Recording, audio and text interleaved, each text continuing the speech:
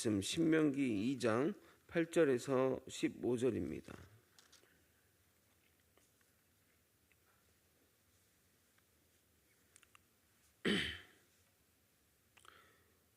구약성경 292면 신명기 2장 8절에서 15절입니다. 저와 번갈아 교독하고 마지막 절 함께 읽겠습니다. 제가 먼저 읽겠습니다. 우리가 세일산에 거주하는 우리 동족 에서의 자손을 떠나서 아라바를 지나며 엘락과 에시온게벨 곁으로 지나 행진하고 돌이켜 모압 광야길로 지날 때에 여호와께서 내게 이르시되 모압을 괴롭히지 말라. 그와 싸우지도 말라. 그 땅을 내가 내게 기업으로 주지 아니하리니 이는 내가 롯 자손에게 아르를 기업으로 주었음이라. 이전에는 에밉 사람이 거기 거주하였는데 아낙 족속같이 강하고 많고 키가 크므로 그들을 아낙 족속과 같이 르바임이라 불렀으나 모압 사람은 그들을 에밈이라 불렀으며 호리 사람도 세일에 거주하였는데 에서의 자손이 그들을 멸하고 그 땅에 거주하였으니 이스라엘이 여호와께서 주신 기업의 땅에서 행한 것과 같았느니라. 이제 너희는 일어나서 세렛 시내를 건너가라 하시기로 우리가 세렛 시내를 건넜으니 가데스 바데아에서 떠나 세렛 시내를 건너기까지 38년 동안이라. 이때에는 그 시대의 모든 군인들이 여호와께서 그들에게 맹세하신 대로 진영 중에서 다 멸망하였나니 여호와께서 손으로 그들을 치사 진영 중에서 멸하신 고로 마침내 다 멸망되었느니라. 아멘. 모세는 40년의 광야 시간을 여러 날이라고 이야기합니다. 아마도 이렇게 표현한 것은 40년의 광야 생활의 헛됨을 나타내거나 아니면 그 힘든 시간을 주님의 은혜로 여러 날처럼 보냈다는 의미가 될 것입니다. 세상의 날이 아무리 장구할지라도 하나님 보시기에는 여러 날에 불과할 뿐이며 그 시간이 너무 힘들지라도 하나님이 함께 하시면 여러 날에 불과할 것입니다. 오늘 본문은 어제 본문과 연관이 있는 본문입니다. 우리 하나님은 공의의 하나님이십니다.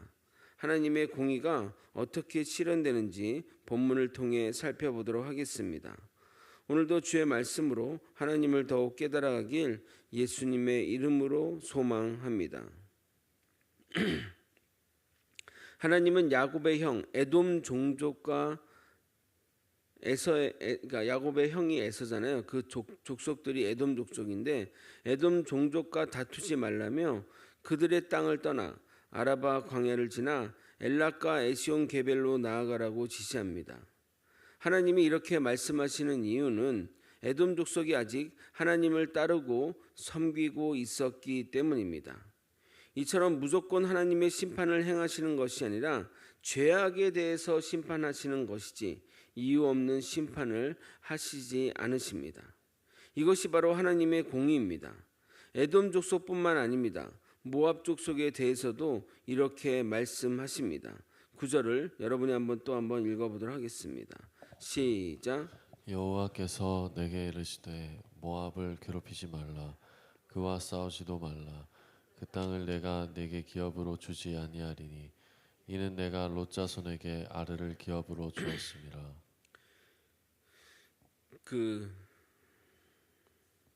하나님이 모압에게 주신 땅은 롯 자손, 롯의 자손이 모압과 암몬이잖아요. 그렇죠? 모압과 암몬에게 주신 땅이 하나님의 땅이니 그들과 싸우지 말라고 말하는 것입니다. 그런데 에돔 족속은 그들이 하나님을 따른다는 것에 대해서는 알겠는데 모압은 하나님에 대한 신앙을 버리지 않았나 생각이 됩니다. 민수기를 보게 되면 그 유명한 바알볼 사건이 있기 때문입니다. 민수기 25장 1절에서 3절을 제가 읽어도록 하겠습니다. 이스라엘이 시딤에 머물러 있더니 그 백성이 모압 여자들과 음행하기를 시작하니라. 그 여자들이 자기 신들에게 제사할 때에 이스라엘 백성을 청하매 백성이 먹고 그들의 신들에게 절함으로 이스라엘이 바알볼에게 가담한지라. 여호와께서 이스라엘에게 진노하시니라. 일단 바알볼 사건은 출애굽 백성이 에돔 족속 땅을 우회한 사건 후에 벌어진 일입니다. 그러므로 시간상으로는 후대의 일이라는 겁니다. 그러나 그 시간이 그렇게 길지 않 1, 2년 사이에 있었던 일들이기에 단기간에 모압이 그렇게 타락했느냐라고 하기에는 무리가 따릅니다. 아마도 모압이 점차적으로 타락해 갔는데 먼저 주변부 지역부터, 그러니까 그 모압의 중심 지역이 아닌 그 주변부부터 타락하고 중심으로 나아간 것 같습니다. 신명기 2장 9절을 보게 되면 모압의 수도를 아르를 하나님이 주다고 했는데 바알볼 사건이 일어난 지역은 모압 그 땅 경계 끝에 거의 끝쪽에 이런 요단강 근처에 있는 시딤이므로 지방부터 이렇게 타락해서 전체 그 모압 족속이 타락해 간 것 같습니다. 이어지는 10절부터 12절까지는 모압과 에돔이 점령한 땅에 대한 설명입니다. 여기 보시게 되면 9절 앞에 괄호 표시가 있는데 이것은 보충 설명이라는 의미도 있고 후대에 이 내용을 첨가했다는 의미도 됩니다. 먼저 모압이 점령한 아르 지역에 대한 설명입니다. 10절과 11절을 읽어드리도록 하겠습니다. 이전에는 에밉 사람이 거기 거주하였는데 아낙 족속같이 강하고 많고 키가 크므로 그들을 아낙 족속과 같이 르바임이라 불렀으나 모압 사람은 그들을 에밈이라 불렀으며, 그러니까 모압이 그 점령한 땅이 에밉 사람들이 거주하는 지역이 있는데 그들이 아낙 자손과 같이 키가 크고 사람이 많고 했는 족속인데 그 사람들을 느바임이라 불렀지만 모압 사람들은 그 사람들을 에밈이라 불렀다고 그 설명을 하고 있는 겁니다. 이 지역에 대한 설명을 굳이 할 필요가 없지만 재미있는 것이 있어서 나누고자 합니다.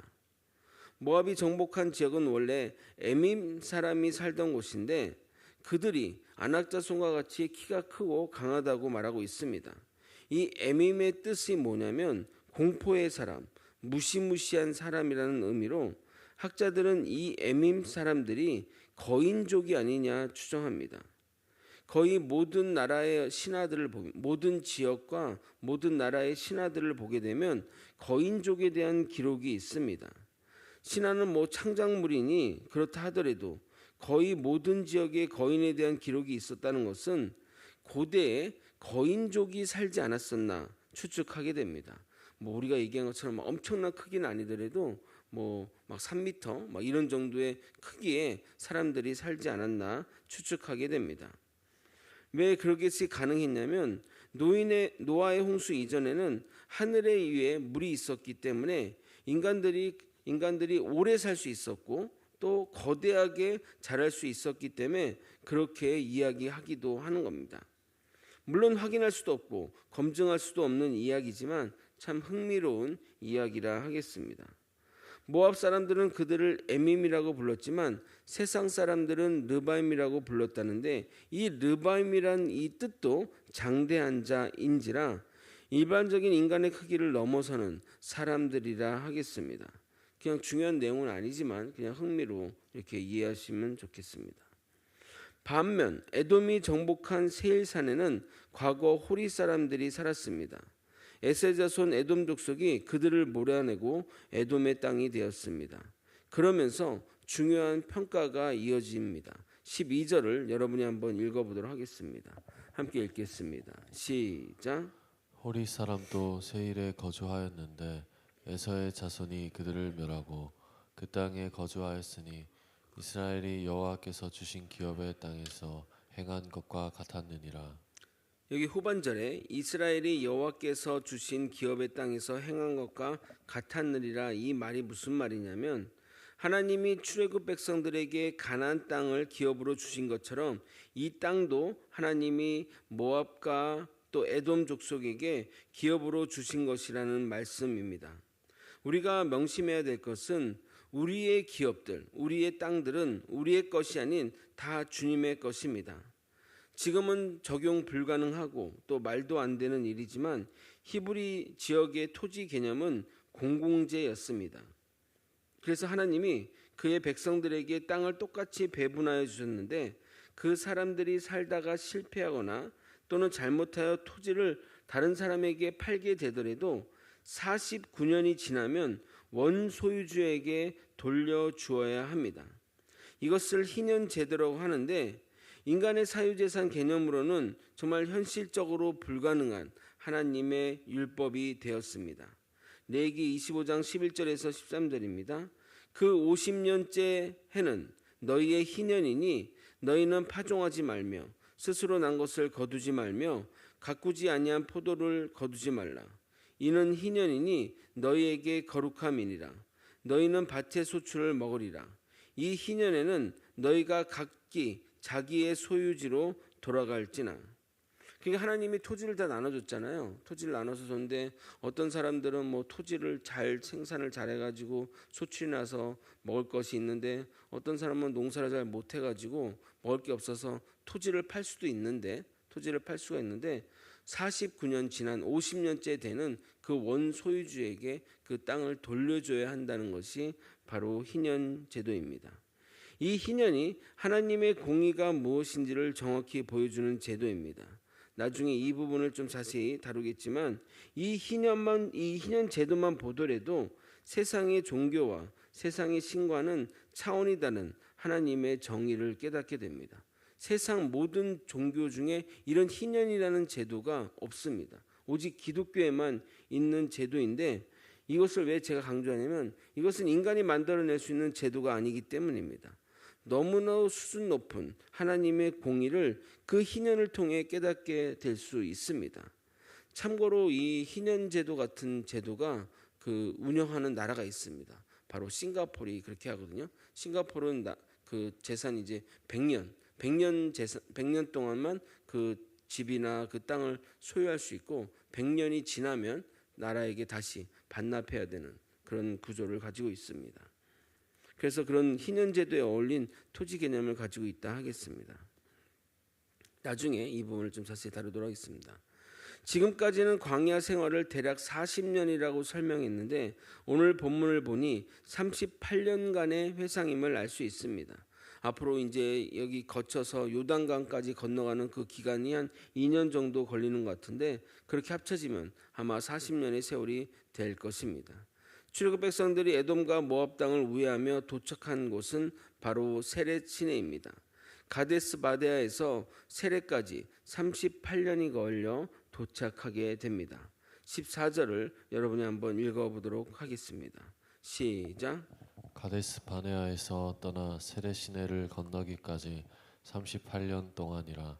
이때에는 그 시대의 모든 군인들이 여호와께서 그들에게 맹세하신 대로 진영 중에서 다 멸망하였나니. 이 38년의 시간 동안 출애굽 1세대 되는 생을 마감하게 됩니다.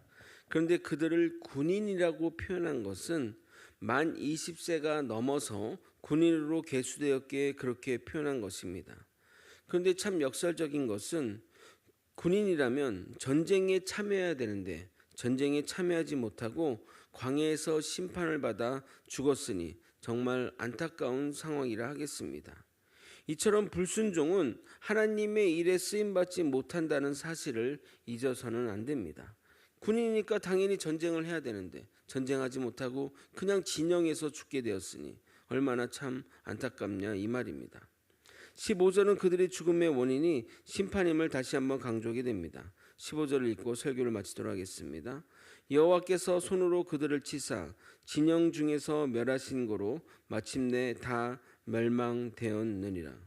말씀을 정리하겠습니다. 하나님을 믿는 주의 백성은 하나님이 보호하십니다. 그러나 불신앙과 불순종에 빠지면 우리의 보호자이신 하나님은 떠나고 심판의 길로 나아가게 됩니다. 그러나 하나님이 따로 심판하는 것이 아니라 그냥 내버려 둠으로써 멸망의 길로 나아가게 되는 겁니다. 우리는 우리의 보호자이신 주님을 떠나서는 안 됩니다. 항상 주 안에 거하며 주님을 바라보며 살아가야 됩니다. 언제나 주 안에 거하며 주님을 의지하는 저와 여러분이 되시길 예수님의 이름으로 소망합니다. 기도하시겠습니다. 하나님 아버지, 우리가 언제나 주님 안에 거하며 주님 말씀에 순종하는 우리 믿음의 사람이 될 수 있게 도와주시옵소서.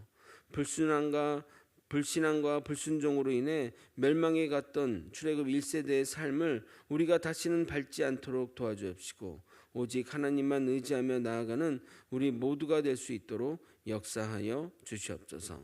이 모든 것 사랑이 많으신 예수 그리스도 이름으로 기도드리옵나이다. 아멘.